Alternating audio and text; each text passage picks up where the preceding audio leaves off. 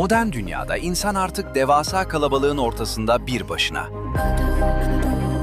Türkiye'de yalnızlaşma artık bir yaşam biçimine dönüşüyor. İstatistikler sarsıcı. 20 ile 24 yaş grubundaki kadınların %79'u, erkeklerin ise %94'ü hiç evlenmiyor. Ülkemizde her 5 haneden biri artık tek kişilik bir dünya.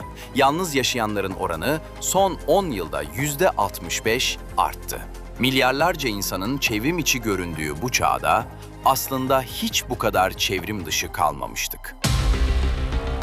Ekranların sahte ışıltısında başkalarını izlerken sessizce kendi ıssızlığımızı inşa ediyoruz. Bugün ülkemizde yaklaşık 26 milyon hanenin 5 milyondan fazlası yalnız. Aslında soru şu, bu kalabalıkta bunca insan yalnızken neden bunca insan yalnız? Hocam bu kadar. Bugünlerde çok soruluyor. Eski bir soru aslında. Çok konuşulmuş bir soru üzerinde. Bu kadar yalnız insan varken neden yalnız insan var? Şimdi tabii dünya değişiyor. Eski bir beddua var. Derler ki inşallah değişen zamanlarda yaşarsın. İçinde yaşadığımız çağda da değişim her geçen gün ivme kazanıyor. Özellikle bu küreselleşme, dijitalleşme, endüstri devrimiyle birkaç yüzyıl önce başlayan o hızlı teknolojik dönüşme büyük bir ivme kazandırdı. Dolayısıyla bu hızlı toplumsal hareketlilik, hızlı toplumsal değişme, artan belirsizlik, parçalanan sosyal bağlar, değerler, normlar insanları çok daha yalnız hissettirmeye başladı. Çünkü o geleneksel toplumdaki güçlü bağlar aynı zamanda insanların en güçlü zırhlarıdır, korunaklarıdır. Yarın ne yaşayacağını bilir, ilişkiler bellidir. Ama modern topluma geldiğinizde, özellikle de bu sosyal medya ile beraber biz kalabalık bir yalnızlık yaşamaya başladık. Yani geçmişte olmayan türde bir kalabalık yalnızlık yaşamaya başladık. Çünkü binlerce takipçiniz var, belki on binlerce takipçiniz var ama gece saat 12'de çok kendinizi sıkıntılı hissettiğinizde arayacağınız hiç kimse olmayabiliyor çoğu zaman. Oysa yalnızlığı azaltmak için binlerce takipçiye, binlerce sosyal ağdaki arkadaşa, dost kişilere değil, bir tane konuşabileceğiniz gerçek dosta ihtiyaç var. Bu dünya toplumsal bağları giderek çok daha fazla aşındırıyor. Modern dünyanın başında da bu vardı. İşte sosyolog Durkheim buna anomi diyor, kuralsızlık diyor. Bildiğimiz kurallar çözüldükçe bilmediğimiz bir dünya, belirsizlik içinde bir dünyada kendimizi çok daha tek başına, yalnız, mutsuz hisseder hale geldik. Söylediklerinizden şunu anlıyorum. Dijital dünya bizi yalnız olmaya daha çok itiyor. Tuzlu su içmek gibi diyor bir sosyolog buna. Yalnız olduğunuz zaman gidiyorsunuz, kalabalıklara karışıyorsunuz bu dijital dünyada, sosyal ağlara karışıyorsunuz. Yani bir deniz suyu içiyorsunuz ve ondan sonra daha çok kendinizi yalnız hissediyorsunuz. Çünkü kalabalıklarda insanlar gerçek benliklerini Yani değil, ideal benliklerini diyorsunuz. daha çok yalnızlık hissediyorsunuz. Yalnızlar daha çok katılıyor bu kalabalıklara ama bu kalabalıklara ne kadar çok katılırsanız kendinizi çok daha güçsüz, çok daha yalnız, çok daha dışlanmış hissediyorsunuz. Çünkü bu yalnızlıkla tek başınalığı birbirinden ayıralım.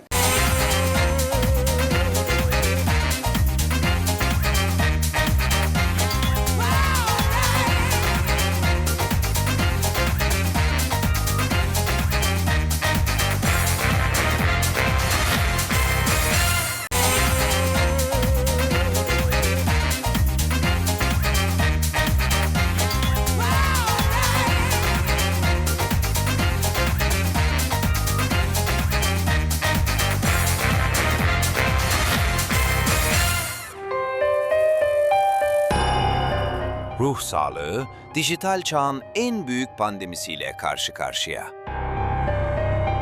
Çalışıp üretsek de sürekli olarak kendimizi ekranların mekanik dünyasına hapsediyoruz. Türkiye'de antidepresan kullanımı son 10 yılda %70 artarak yılda 60 milyon kutu seviyesine ulaştı.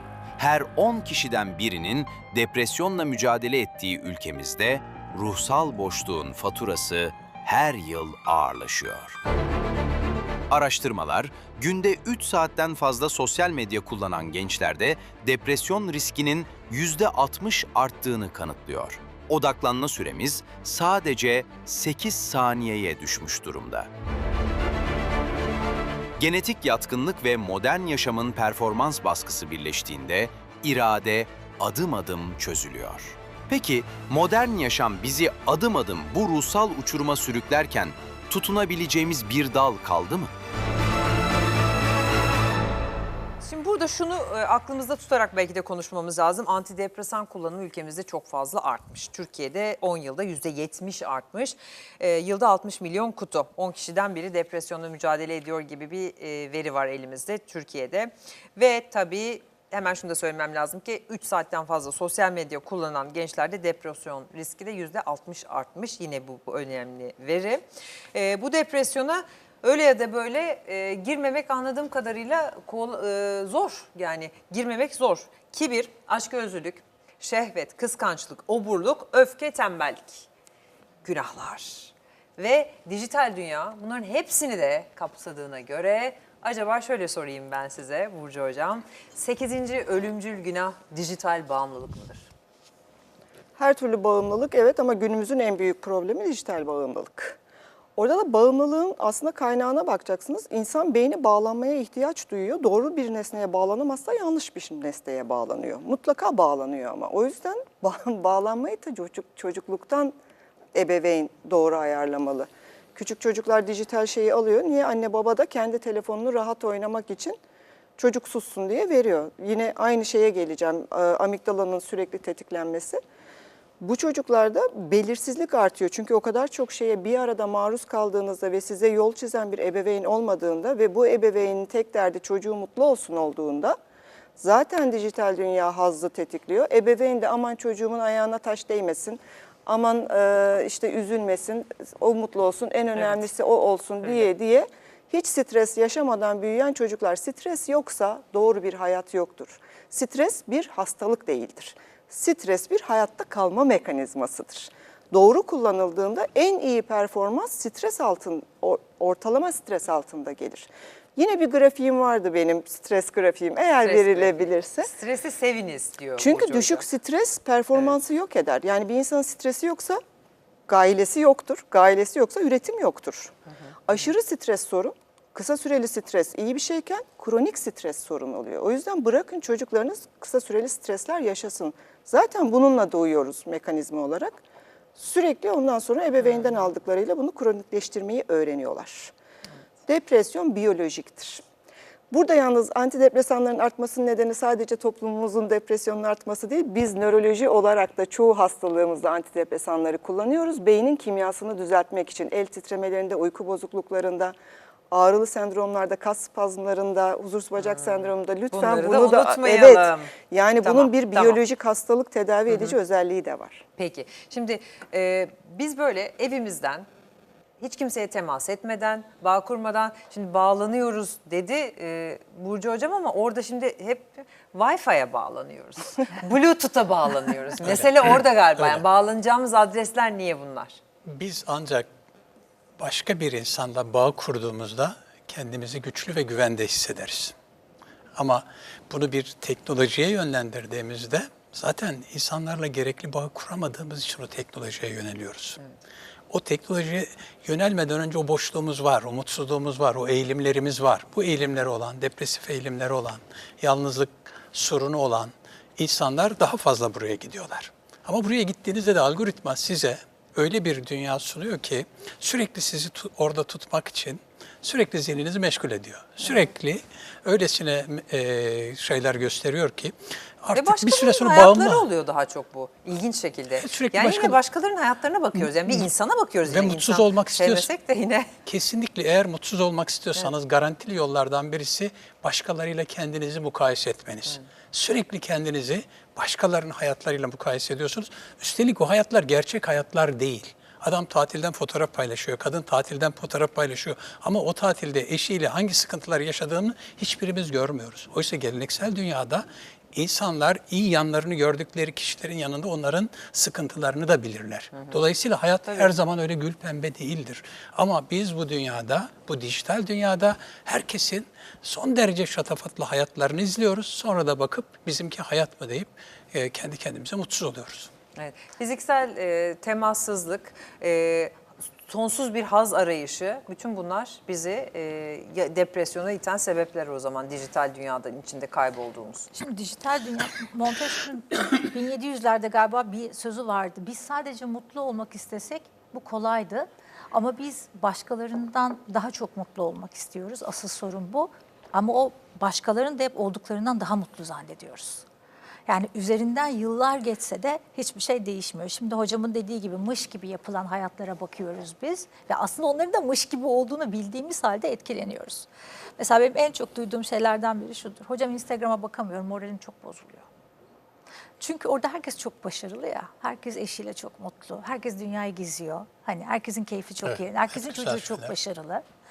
Yani bu bizi etkiliyor. Ayrıca onun dışında, sosyal medyanın dışında da bir çok uyarılma halimiz var. Sevgili Seda, dediğin gibi yani zihin sürekli uyarılıyor. Artık hocama da söyleyebilirim bunu. Şöyle değil mi? Zihin çalışıyor, beden çalışmıyor. Böyle bir şeyiz. Ne düşünürsek kapımızda her şey sipariş veriyoruz. Kalkıp markete gitmiyoruz. Bir şey Koltuktan almıyoruz. kalkmıyoruz, evet. Beden hareketimiz yok ama zihnimiz sürekli çalışıyor ve zayıf kalmaya çalışıyoruz. Ama markete bile gitmiyoruz. Böyle inanılmaz bir ironinin içindeyiz hepimiz. Ve herkes çok meşgul. Farkında mısınız? Yani kimse de ev hanımı olsun, beyaz yaka, mavi yaka, biz, siz, hocalarım, hiç kimse şunu demiyor. Ben de bugün hiçbir işim yok. Duyun. Herkes çok meşgul. Herkesin hep bir işi var. Ve her an ulaşılıyor. Evet, zihin Herkese. sürekli yüklü ve hep bir şey yapma hali var. O yüzden birazcık ben son kitabımda da bahsettim bundan, Yorgunluk Çağı kitabımda. Dijital detokstan da biraz bahsedebiliriz. Çünkü ne olursa olsun birkaç şey söyleyebilirim hemen hakkında. Mesela bir gün telefona hiç bakmamak depresyon ve anksiyeteyi %40 ile 45 oranında azalttığına dair bilimsel bir yayın var. Sadece bir gün telefona hiç bakmamanın. İkincisi, evde birkaç tane yere telefon hiç girmemeli. Yemek masasına ve yatak odasına. Çünkü o mavi ışık hem melatonin salgısını bozuyor, uykuyu bozuyor. Bir sürü insan televizyon karşısında uyuyakalıyor mesela. Değil mi? Telefona, ekrana bakarak uyuyor. Aslında uyumuyor, Eskiden sızıyor televizyon yani. karşısında uyuklanırdı. Evet, şimdi elde telefon uyuklanıyor Ve herhalde. o uykuya dalmak değil, kendini böyle sızıyor yani hani.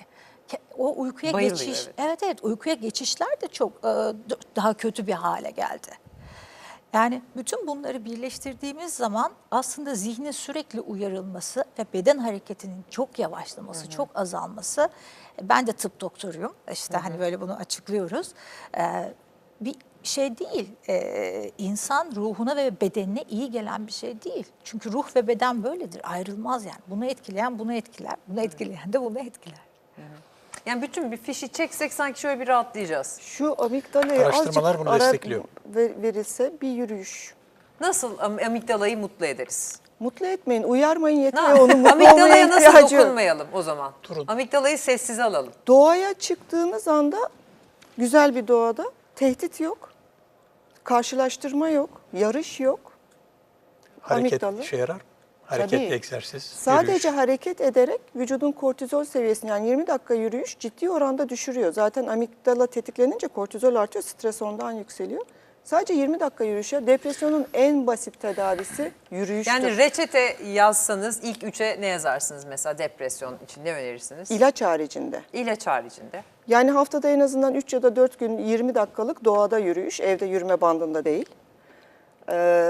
Sosyal bağ. Sevdiğin 2 kişiyle oturup negatif olmayan konularda konuşmak. Yani birbirinize kusmak değil, böyle keyifli muhabbet. 2 Çekiştirme kişi. falan olabilir mi dedikodu? Dedikodu olur, keyifliyse sıkıntı yok.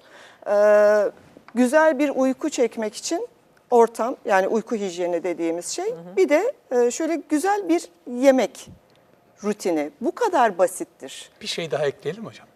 Ekleyelim Böyle tabii. anlamlı bir hayat. İnsanın bir hedefi Ama olması sanki lazım. biraz çok- Sadece mutlu olmak için çaba sarf ederseniz mutlu olmanız mümkün değil. Hedefinize mutluluğu koyarsanız. Yani ben ille de bundan keyif alacağım diye içerseniz Ama o zor olan keyfi sanki almıyorsunuz. bence. Ama Yani şöyle o tabii olmadan hiçbiri olmuyor. hocamın söyledikleri yürüyüşe çıkmak, güzel bir yemek, Ya, arkadaşını bir aramak, günlük sohbet etmek. bir günde Evet, yapılacak anlık şeyler şeyler. ya. Şimdi hayatın anlamı diyorsunuz, kocaman bir şey Ama söylüyorsunuz. şöyle, eğer Haklısınız. anlamlı şeyleriniz yoksa hayatta bir takım zorluklara dayanamazsınız. Evet. Bu Frankl'ın şeyini hatırlayın. Bu toplama kampındaki hikayesini hatırlayın. Eğer evet. bir anlam yüklerseniz Anlam hayata, toplama kampına bile atılsanız ona direniyorsunuz Evet. ve dayanıyorsunuz. Bütün zorluklara dayanıyorsunuz. Kitap müthiş. Dolayısıyla Evet, burada belki hocamızın söylediklerine anlamlı bir hayat ve hayatımızın anlam katacak bir takım değerleri inşa etmek de önemli. Hedefiniz Ya olacak. orada şey önemli. Hep böyle biraz önce 50 yaş üstüyle ilgili konuştuğumuz şey var ya, mesela hani 50 yaş üstünde işte profesör oldum. İşte hani bir yerde CEO oldum, müdür oldum. Hayatta da istediğim şeyleri elde ettim. Çocuklar da büyüdü, üniversiteye gitti. Burada bir şeyin acemisi olmak, yeni bir şey öğrenmek. Bu da çok hayata anlam katan bir şeydir. Bir o şükran duygusu, yani sahip olduğum şeylerinin kıymetini bildiğim bir alt zemin, o önemli bir şey. Yani onları da boş geçerek değil. Hani sağlığımın, işte ne bileyim bugüne kadar biriktirdiğim şeylerin, işte evimin, işte akrabalarımın falan, arkadaşlarım, o zemin. Artı onun üstüne de yeni bir şeyin acemisi. Hiç bilmediğin bir şey öğrenmek. Sanat, spor, ibadet, politika hiç fark etmez. Ama bir şeyi, yeniliği ve hani o öğrenmenin getirdiği beyin sistemi Aslında orada stresi devreye sokuyorsunuz. Yani ben hep bunu anlatmaya çalışıyorum. Stres vücudun motorudur ya. Yani bir şey öğrenmek istediğinizde bir strestir. Öğrenme aşaması strestir zaten. Dozunda stres değil mi? Evet, dozunda stres. Aşırıya Orta kaçmayan. düzey stres yaşamın motorudur. Kaçıp durmayın bundan. Bir. İkincisi, her zaman konulacak küçük hedefler vardır. Hedefe ulaşma çabası her zaman mutlulukla birliktedir zaten. Belki bunu biraz açmamızda fayda var. O da şu. Biz belli zorluklara dayanmayı öğrenmediğimiz müddetçe hiçbir şey başaramıyoruz. O konfor alan içinde kalarak stresten hep uzak yaşayalım diyerek ne anlamlı bir hayat inşa edebiliyoruz, ne bir hedefi gerçekleştirebiliyoruz, ne mutlu olabiliyoruz. Sanırım çocuklara geleceksiniz. Bizim çocuklarla ilgili en büyük problemimiz de Onu burası sonra olacak. geleceğiz. Onu sonra geleceğiz. Süren var mı? Heh, yaşasın var. Şimdi anlamlı bir hayat da dedik. Acaba anlamlı bir hayat, siz dediniz ki işte bir hobi, bir şey, yeni bir şey için uğraşacak. Burcu Hocam dedi ki burada bir stres devreye girer, o bizim yakıtımızdır. Evet. Dozunda bir stres. Peki. Bir formülden söz ediliyor. Bu aslında Warren Buffett'a sormuşlar başarınızın sırrı nedir diye. O da demiş ki her gün 500 sayfa kitap okuyorum. Tabii iddialı bir şey. Gençken yapıyormuş bunu. Ve işte çünkü her gün bir önceki güne göre %1 daha akıllı olmak bahsediyor. Ama tabii yani böyle anlamlı kitaplar okuyor. Yani böyle raftaki rastgele kitaplardan bahsetmiyoruz. Diyor ki bilgi bileşik faiz gibi birikir diyor. Yani aslında burada yatağa gerçekten daha akıllı gitmek de bizi zenginleştirebilir mi bu anlamda? zaten öyle bir formül vardı ya, her gün. Şimdi değişim için zaten çok büyük hedefler koymayın diyor. Yaşamı anlamlı kılmak için de öyle. Evet. Yani ben mesela işte hani çok büyük bir hedef koyayım, şunu yapayım falan. Hayır, gerçekleştirebileceğim kendilikte. Ben bunu böyle biraz adım atmaya benzetirim. Şöyle anlatacağım. Şimdi mesela yürümek nasıldır? Bir ayağım havaya kalkacak, bir ayağım yerinde sabit kalacak. Ayağa kalkan ayağım hayal kuracak, risk alacak, konfor alanından çıkacak ki bununla ilerleyeyim. Ama bu diğeri de fiziksel alanımın, gerçekliğimin, yaşımın, işte paramın falan, hani nerede neyim onu bilecek. Böyle ilerleyeceğim. Eğer iki ayağım sabit olursa yaşamda ilerleyemem. Çünkü risk alıp o konfor alanından çıkamam. Ama Evet. iki ayağım havada olursa da küt diye düşerim. Yani burada o alacağım riskin yeni öğretinin de o dengeli bir kortizol seviyesiyle Evet, kesinlikle. regüle olarak hani bir adım yaparak her gün %1 değişirsek bir yılın sonunda %37 değişiyoruz. Ya işte bir yılın sonunda O yüzden %37. biz değişim için şey diyoruz, büyük her şeyi birden, hani ona başla, buna başla, şunu yap falan. Hayır, önce küçücük Bebek adımları. Evet, alışa. çok daha kalıcı bir değişim insanın alışa alışa iyileştiği yerde oluyor çünkü. Ama bizim öğretimimiz filmlerdeki gibi kararı bir anda vereceğiz. Sabah canlı bir müzikle her şey değişiyor. Herkes bu beklentide olmuyor. Peki. Aslında her sorunda dönüp dolaşıp aynı yere geliyoruz çoğu zaman. O da çocukluğa. Çünkü insanın hayatla kurduğu ilk bağda, ilk kırılma orada başlıyor. Şimdilerde birçok anne baba çocuklarını mutsuzluktan korumaya çalışıyor. Az önce de konuştuk. Ama hayatla karşılaşmadan da büyüyen çocuk gerçek dünyaya ne kadar dayanabilir? Bu bir soru işareti. Sevgiyle büyütmekle onun yerine yaşamayı üstlenmek arasındaki çizgi giderek siliniyor günümüzde. O yüzden şu soruyu sormamız önemli. Soralım. Yeni nesil ebeveynlerin hatası ne? Ebeveynlikte helikopter dönemi yerini çok daha sert bir modele bıraktı. Çim biçme makinesi ebeveynliği. Eskiden çocuklarını sadece tepeden izleyen ve kontrol eden anne babalar, artık çocuklarının önündeki tüm engelleri o daha çarpmadan biçip yok ediyor. Unutulan ödevler okula yetiştiriliyor, düşük notların hesabı öğretmenden soruluyor, arkadaş kavgalarına doğrudan ebeveynler müdahale ediyor. Uzmanlar uyarıyor. Bu temizlenmiş yollar aslında çocukları hayata karşı çok daha kırılgan hale getiriyor.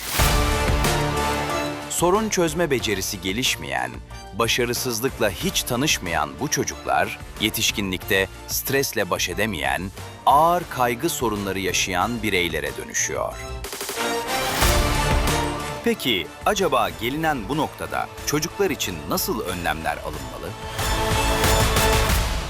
Yavru bir karetayı kendi başına denize giderken alıp bir anda onu denize atmak belki de işte onun hayatta kalma şansını bir anlamda düşürebiliyor. Hazırlıksız bir şekilde suyla buluştuğu için. Bir çocuk için de herhalde önüne çıkan her engeli onun yerine kaldırmak, onu hayata hazırlamak anlamında ona kötülük etmek anlamına geliyor değil mi? Evet, kötülük etmek anlamında. Nasıl etkileri olabilir çocukta bunun? Bir kere çocuğa problem çözme becerisini vermek lazım ki kendi kendine dış dünyaya çıktığı zaman o problemle karşılaştığında çözebilsin. Ama maalesef şimdi gördüğümüz şey o değil. Her şeyi ben çözerim diyen ebeveynlerle karşılaşıyoruz.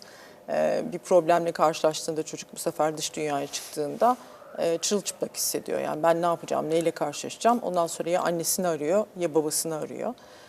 Üniversiteye gittiğinde aynı şey oluyor. Üniversiteye giderkenki süreçte aynı şey oluyor.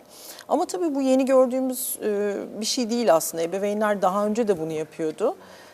Ama neden arttı? Belki bunu konuşmak lazım. Bilmiyorum. Niye Yeni son değil ama zamanlarda? arttı diyorsunuz. Evet, Peki evet. Yeni değil artmasının aslında. neyle bir ilgisi var? Aslında artması sistemle ilgili. Sistemde problem olduğu zaman, yani sistemden çok bağımsız bakamıyoruz aslında. Sistem derken Sistem şunu eğitim kastediyorum. sistemini mi Eğitim kastediyorsunuz? sadece Başka? eğitim sistemi değil. Politik süreçler, işte adalet sistemi giriyor, ekonomik süreçler giriyor. Bütün hepsi işin içine giriyor.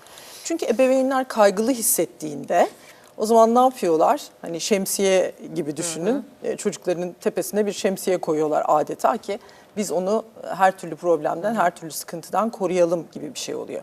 Çünkü sisteme güvenmiyor, belki işte ekonomik sıkıntılardan dolayı bu çocuğun geleceği ne olacak diyor.